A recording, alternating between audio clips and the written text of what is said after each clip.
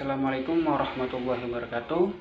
Nama saya Ahmad Ali Wafa, NIM U 2019-1140. Video ini untuk memenuhi tugas ujian akhir semester mata kuliah linguistik Al-Quran. Di sini saya akan mengusung tema tentang semantik Al-Quran. Sebelumnya, semantik adalah ilmu yang menyelidiki tentang makna baik berkenaan dengan hubungan antar kata dan lambang dengan gagasan atau benda yang diwakilinya, maupun berkenaan dengan pelacakan atas riwayat makna-makna itu, beserta perubahan-perubahan yang terjadi atau disebut juga semiologi. Semantik juga berarti studi tentang hubungan antara bahasa, yakni kata, ekspresi, frase, dan objek atau konsep yang terkandung di dalamnya. Semantik juga menghubungkan antara simbol dengan maknanya. Semantik juga lebih sering dikenal sebagian dari struktur ilmu kebahasaan, yakni linguistik, yang membicarakan tentang makna sebuah ungkapan atau kata dalam sebuah bahasa. Masuk di dalam pembahasannya semantik Al-Quran. Ketika kita membicarakan tentang Al-Quran, kita tidak akan bisa lepas dari bahasa yang digunakan, karena Al-Quran menggunakan bahasa sebagai media komunikasi terhadap pembacanya.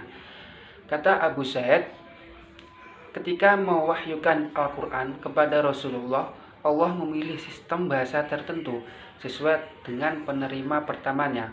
Pemilihan sebagai ini tidak berangkat dari ruang kosong, sebab bahasa adalah perangkat sosial yang paling penting dalam menangkap dan mengorganisasi dunia.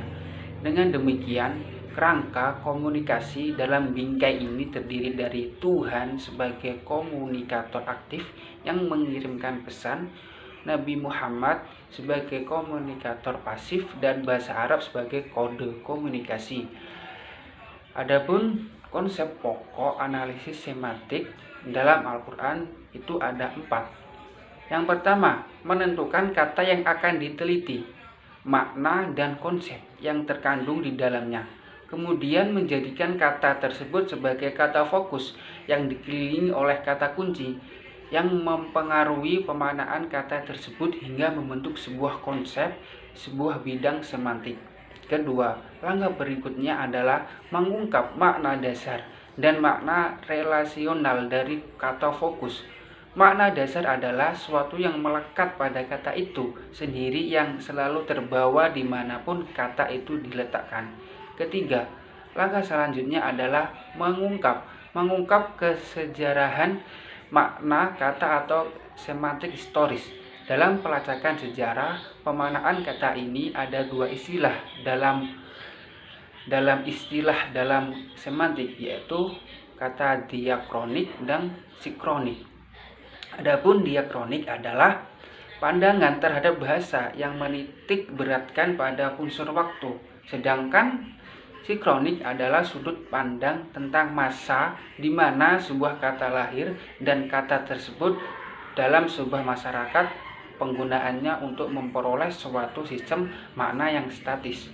Yang keempat, yang terakhir, ialah setelah mengungkap kesejarahan kata dan diketahui makna dan konsep apa saja yang terkandung di dalam kata fokus, langkah terakhir adalah mengungkap konsep-konsep apa saja yang ditawarkan Al-Quran kepada pembacanya agar bisa dipraktikkan dalam kehidupan sehari-hari, sehingga terbentuklah kehidupan yang berlandasan aturan Al-Quran dan mewujudkan visi Qurani terhadap alam semesta.